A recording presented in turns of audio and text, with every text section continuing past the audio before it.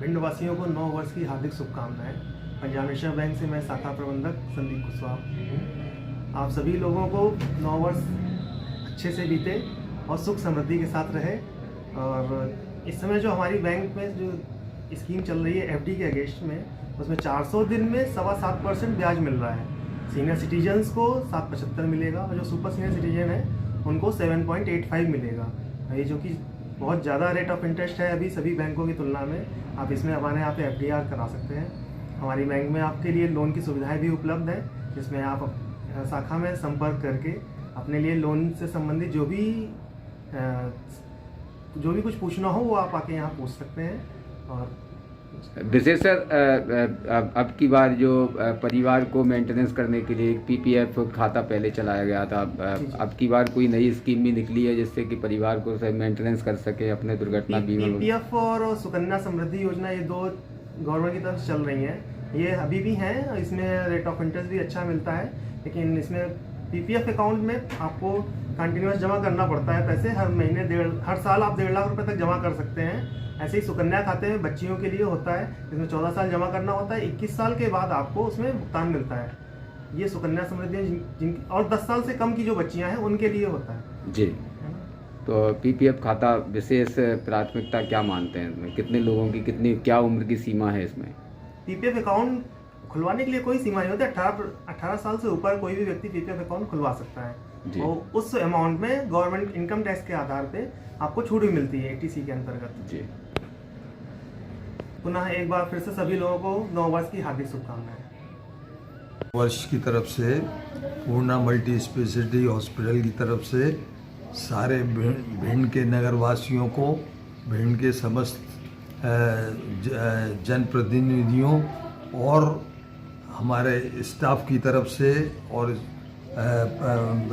हमारे हॉस्पिटल के डॉक्टर्स की तरफ से नव वर्ष की शुभकामनाएं सभी को।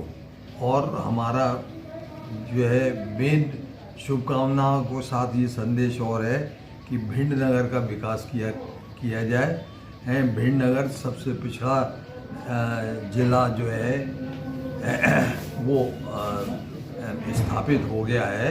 इसकी किसी ने भी वो नहीं करी है, केयर नहीं की है। और ये जो है जब हमारे नेताओं से ये हमारी हार्दिक करबद्ध प्रार्थना है कि वो जो है इसमें आगे आए और जी जान से इस प्रदेश को जो है आगे बढ़ाएं। यहाँ के बच्चे परेशान हो रहे हैं और यहाँ भिंड प्रदेश के लिए अटल जी ने एक हम लोग वहाँ पे गए थे उनके बंगले पे जब वो प्रधानमंत्री थे तो उनके बंगले पे हम लोगों को डिनर दिया था और हम लोग गए थे और उसमें मैं और डॉक्टर उषा मिश्रा दोनों लोग थे। और उसमें उन्होंने ये कहा था कि भिंड नगर के पेड़ों की मिठास मेरे होठों पे है जी। ये मैं ईश्वर की कसम खा के ये वर्ड उनके दोहरा रहा हूँ। और उसमें उन्होंने ये भी कहा था अपने सेक्रेटरी को बुला के कि मैं भिंड के लिए एक ऐसी सौगात दूंगा जो भिंड के लोग याद करेंगे।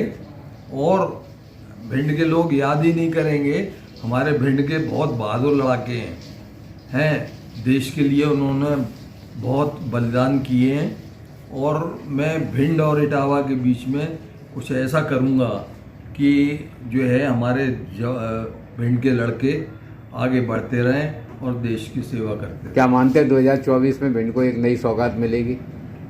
ये तो जो है मतलब अब मेरा जहाँ तक ख्याल है कि ये गवर्नमेंट जो है कुछ ज़रूर कुछ करेगी, क्योंकि मोदी ने बहुत कुछ किया है जी।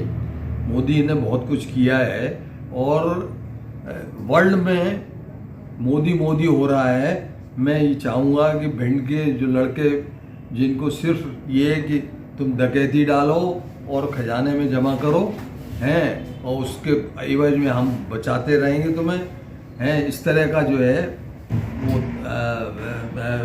कल्चर डेवलप की गई तो वो जो है एक कलंक मिट जाए और यहाँ के बहादुर लड़के हमें बड़ा अफसोस होता है कि उन्होंने कहा साहब यहाँ का मिलिट्री स्कूल, उन्होंने कहा साहब ग्वालियर में मैं बॉर्डर पे चला गया जी जी है, बाकी का जो चीज़ यहाँ के लिए एक मंजूर भी होती है वो बाद में ख़त्म कर दी जाती है, सिर्फ कागज़ों में रह जाती है।